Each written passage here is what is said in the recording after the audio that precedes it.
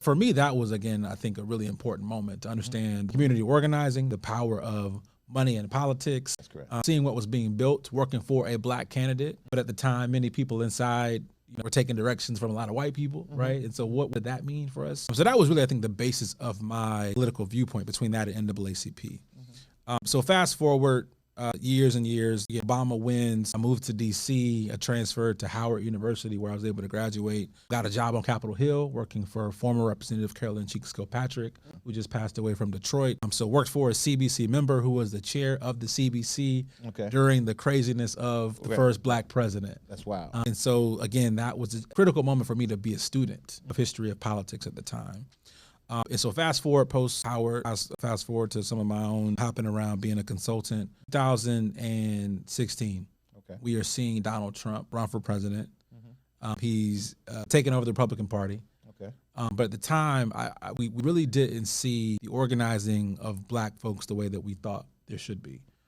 This was the height of the Black Lives Matter really movement. Correct. Well, before Black Lives Matter, right? It was about Trayvon, it was about Freddie Gray, it was about Michael Brown, and we saw that movement become in this moment. There wasn't an organization that was organizing people inside the room. It's important to be marching and protesting on the outside, but who's inside making decision points?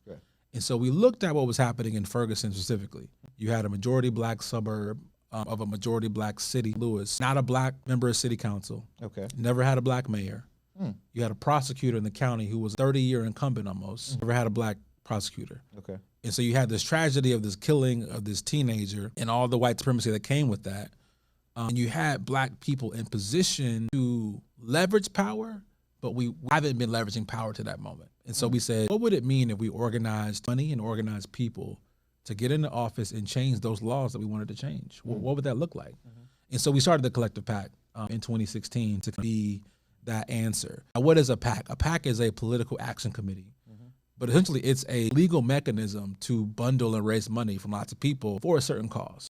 And so one of the most famous PACs people may have heard of is the NRA, the National Rifle Association. Gun owners who are passionate about guns, they organize their money. They back candidates who they want to see, protect, quote unquote, gun laws, or they defeat candidates who may be running against, quote unquote, having crazy open gun laws. And so our government, right, gives us the ability to organize our money around our causes. Up until we created the Collective PAC, there has not been the organized black political action committee working on every level. So we work on the local, state, and federal level. So whether you're running for a school board or city council, to running to, you mentioned mayor, running for U.S. Senate, U.S. Congress, or even running for president. We now have a mechanism to raise money to support those candidates, but also to defeat those candidates who are not showing up for our community. So what's the difference between you and NAACP?